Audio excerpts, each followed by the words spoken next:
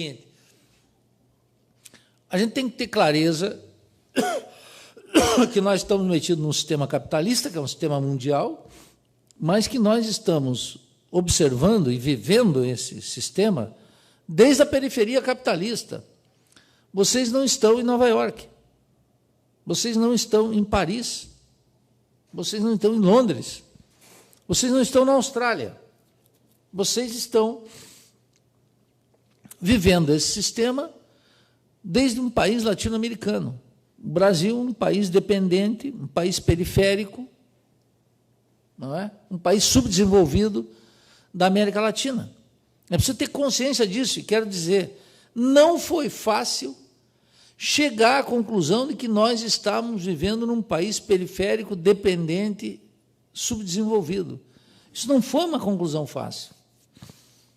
E vou mostrar para vocês como não é fácil. A maioria dos governantes, nos últimos 12 anos, no período petista, quase afirmaram categoricamente que o Brasil deixou de ser um país subdesenvolvido, que o Brasil já não era mais um país dependente, periférico, que o Brasil já estava gozando de uma situação em que nós, como sexta economia do mundo medida em PIB, já estávamos deixando quase a condição de ser um país pobre, embora no nosso país existisse muita pobreza, mas o país já não estava sendo considerado como tal. Olha o tamanho da força da ideologia. Muita gente foi capturada por isso, porque dá um sentimento de orgulho nacional bocó. O orgulho nacional bocó é esse.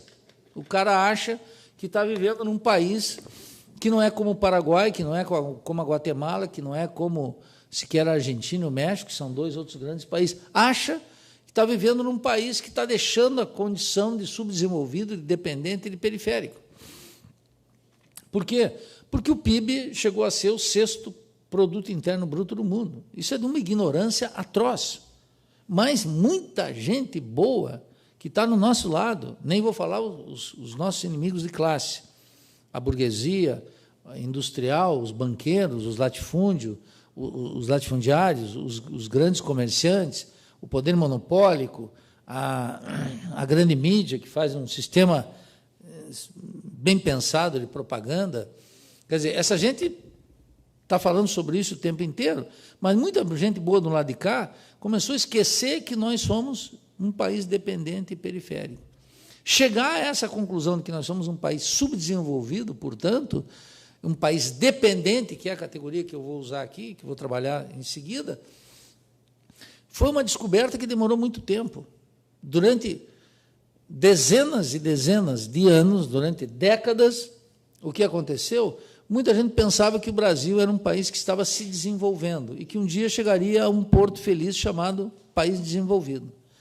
Outros achavam, mais ingenuamente ainda, que nós, porque saímos atrasados no processo de desenvolvimento, vai demorar um tempo um pouquinho maior para chegar numa posição tal como a dos Estados Unidos. Outros achavam que, fazendo algumas políticas, investindo em educação, em saúde, melhorando a infraestrutura, etc., o país pode deixar de ser um país dependente, periférico e subdesenvolvido. Não pode. Pode dobrar o investimento em educação, pode dobrar o investimento em saúde, pode melhorar a infraestrutura e esse país seguirá sendo um país subdesenvolvido, cumprindo funções específicas nesse sistema capitalista global. Isso não é, a nossa situação não foi criada por acaso e nem foi um engendro fácil. Criar um país atravessado pela desigualdade, a desigualdade de classe, a desigualdade racial e a desigualdade regional, não foi uma operação simples. Isso demorou 500 anos. Ter noção dessa densidade histórica e ter noção de que nós participamos de um sistema global chamado capitalista e, portanto, dentro de uma totalidade, demorou muito tempo para aqueles que estavam dedicados sobre esse tema chegar a essa conclusão. Chegar à conclusão de que nós fazemos parte de um sistema global, que é o sistema capitalista, porém não estamos no centro do sistema, estamos na periferia do sistema.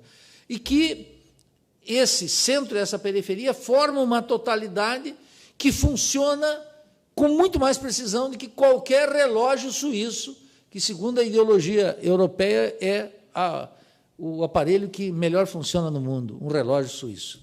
Eu acho que é falso. Mas, de qualquer forma, todo mundo diz, funciona como um relógio suíço. Eu não sei se os relógios suíços funcionam bem. Eu nunca tive um relógio suíço, eu nunca morei na Suíça. Então, tenho imensa desconfiança disso. Mas, de qualquer forma, esse sistema funciona à perfeição. E é preciso entender essa lógica. E para começar a desvendar essa lógica, foi que os cientistas sociais latino-americanos começaram a discutir a nossa condição, a condição de um país dependente. Começaram a estudar, a se debruçar sobre essa especificidade e fazer perguntas muito simplórias e muito difíceis de responder. Por que temos tanta pobreza? Por que há tanta desigualdade? Por que há tanta violência? Por que se mata tanto num país como o Brasil, num país como o Peru, num país como o México? Tem que explicar isso. Por que tem essa matança? Por que tem tanto crime ambiental? Por que os tribunais funcionam de maneira muito clara como um corte de classe? Os tribunais, a Corte Suprema no Brasil. Estou falando da Corte Suprema. É um escândalo como ela funciona. Ela funciona para os ricos. O Poder Legislativo funciona para os ricos. Os governadores funcionam para os ricos. Para os ricos, para os poderosos, para os capitalistas, em última instância. Então, nós temos que explicar isso. Por que é assim? Porque isso também ocorre nos países centrais. A Corte Suprema dos Estados Unidos não está cheia de doutos magníficos que em cima de uma imparcialidade e buscando... Funciona para os monopólios. Mas nós vamos observar que, a despeito disso, nos Estados Unidos não tem a desigualdade social que nós temos nos países periféricos. Nos países europeus do centro não existe a desigualdade social que nós temos na periferia asiática, africana ou latino-americana.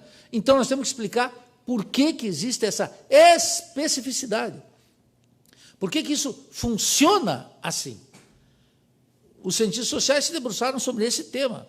E eu digo, não foi fácil chegar às conclusões que eu quero expor aqui. A primeira delas, que os cientistas sociais disseram, olha, não existe, os países latino-americanos não são países em vias de desenvolvimento. Nós não...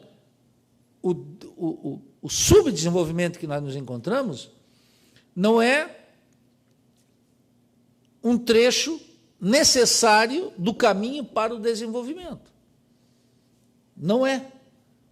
Os cientistas sociais na América Latina começaram a pensar isso e descobriram que esse sistema funciona com um centro e com uma periferia. E aí começaram a dizer, bom, se isso é assim, é uma totalidade. No momento em que nasceu o centro, já nasceu uma periferia. No momento que, por exemplo, a Inglaterra fez a Revolução Industrial, digamos, concluiu 1830, o Brasil estava superando o sistema colonial e se tornou um país soberano do ponto de vista político e dependente do ponto de vista econômico.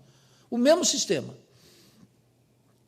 Lá na Inglaterra, abolindo a escravatura, aqui mantendo até 1888, mantendo no Império, quer dizer, não foi uma república, como vocês sabem.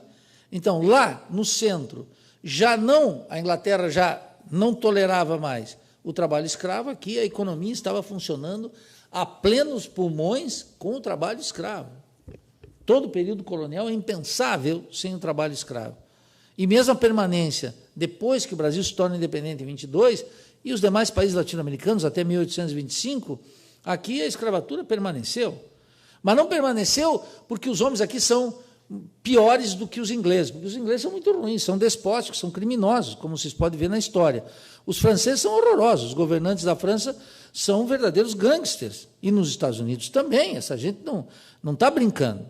Essa gente não está brincando, veja o que eles estão fazendo no mundo árabe. Isso não é uma brincadeirinha qualquer. Isso é massacre bem pensado, todos os dias. Todos os dias.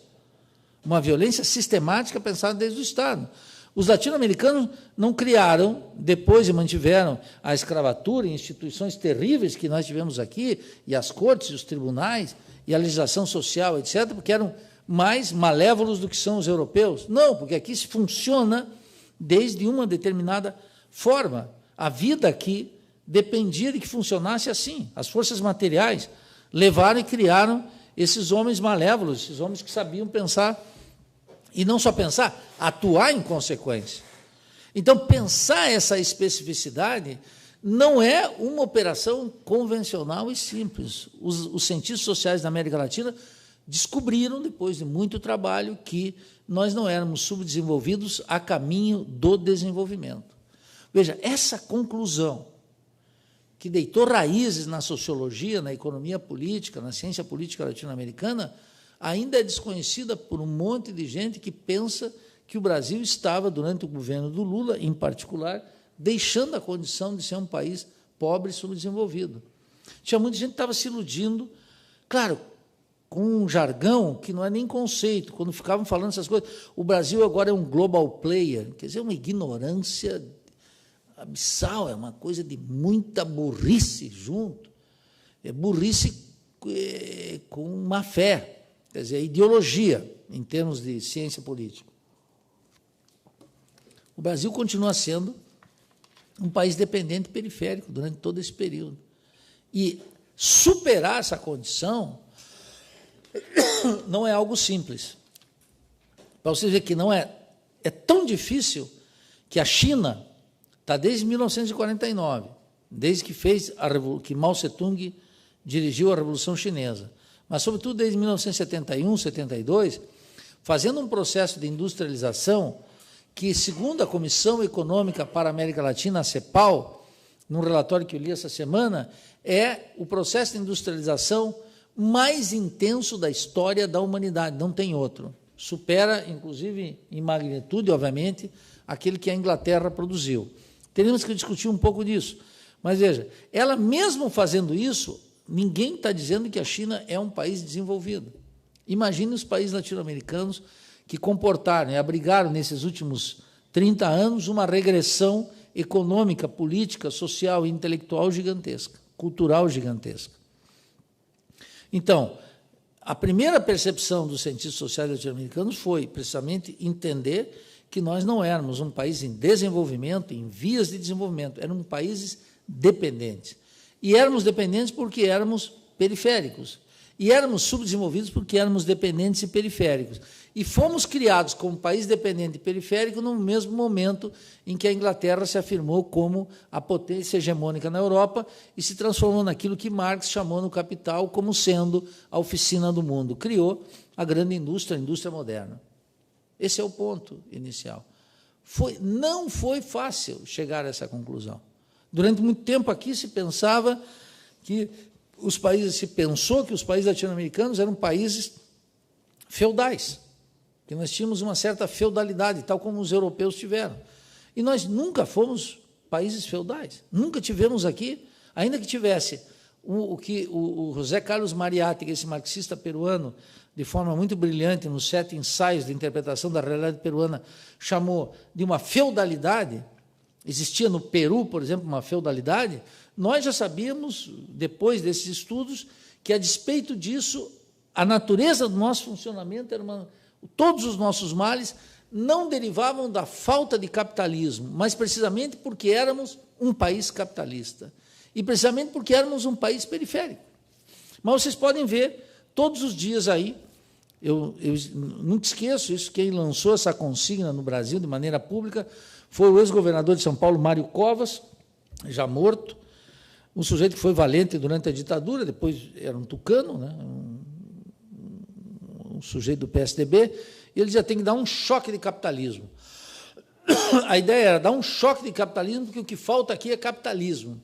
Nós temos essas condições de pobreza, atraso, desigualdade, corrupção, etc., porque falta capitalismo. E, de fato, todo o discurso da classe dominante é que tem que dar choques permanentes de modernização e fazer políticas modernizantes o tempo inteiro, de tal forma que a categoria fundamental que habita a cabeça de quase toda a classe dominante e grande parte dos setores das classes subalternas é a ideia de que o Brasil tem que ser moderno. E, para modernizar, ele tem que dar choques de gestão, choque de capitalismo, fazer modernizações sucessivas. O que a gente observa ao longo do tempo e que o pensamento crítico latino-americano captou com muita precisão? É que, após cada onda intensa, por mais forte, por mais sistemática, por mais elaborada que tem sido de modernizar os países latino-americanos, é um esforço de Sísifo. Chega lá, depois cai e tem que voltar tudo de novo. O que fez Juscelino Kubitschek? Uma onda devastadora de modernização. Capital externo, fez Brasília, etc., e o Brasil continuou sendo o quê? Um país subdesenvolvido e dependente. Depois disso veio uma ditadura, 21 anos, um brutal processo de modernização, investimento externo, controle da força de trabalho, processo intenso de modernização, faz tudo isso, acaba a ditadura, o que nos defrontamos? Com os mesmos problemas, ampliados. Pobreza extrema, violência, caos urbanos, etc., etc., atraso científico e tecnológico. E acaba tudo isso. Vem um projeto chamado neoliberal, que muitos entendem como neoliberal. Faz um intenso processo de modernização, reforma do Estado, privatiza, muda a legislação, abre o país para a cultura estrangeira e faz um conjunto de obras de infraestrutura, vincula mais a economia nacional com o mecanismo de acumulação mundial e, no final de tudo, o que encontramos? Com um país atravessado pela desigualdade de classe, a desigualdade regional e a desigualdade racial. Continua posto ali. Cada onda modernizante, por mais intensa, por mais bem elaborada, com a assessoria do Banco Mundial, do Fundo Monetário Internacional, da Fiesp, da FEBRABAN, da Confederação Nacional da Agricultura, após cada processo intenso, o que nós observamos? O Brasil continua, efetivamente, com os mesmos problemas, que são os problemas típicos de um país subdesenvolvido. Alta taxa, violência terrível, os dados de homicídios no Brasil são gigantescos, a crise urbana é insuperável, a qualidade da educação é péssima, o atendimento de saúde é terrível, o problema da corrupção se intensifica cada dia mais nas estruturas de Estado, as cortes funcionam exclusivamente para a classe dominante, os salários não melhoram, a distribuição da riqueza dá uma movida milimétrica, e o sistema político não funciona na sua representação, e nós nos defrontamos com os mesmos problemas. Isso significa que as estruturas do subdesenvolvimento da dependência não podem admitir mudança dentro da ordem. Então, por mais intenso que sejam esses processos de